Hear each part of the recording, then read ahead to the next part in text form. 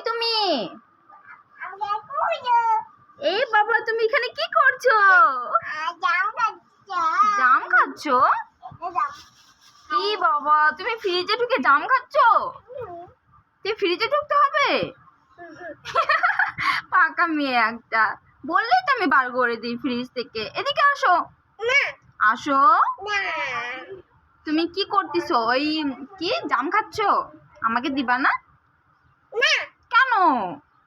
আমাকে একটু দাও। দাঁড়াও, দিচ্ছি। এই যে, এই দেখেন গাইস, পাখি আমাকে হচ্ছে জাম দিয়েছে।